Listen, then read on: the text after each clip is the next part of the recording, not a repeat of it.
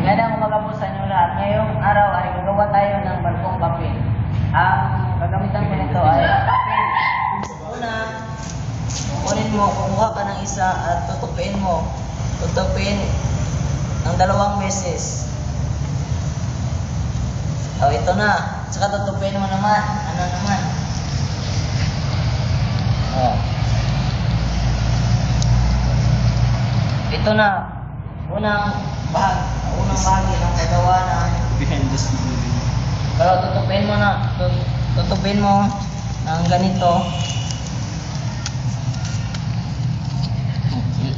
Pasok sa loob. Pasok na naman sa loob.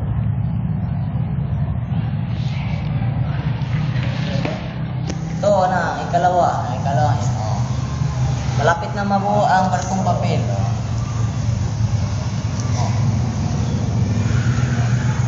Pag ganyan na,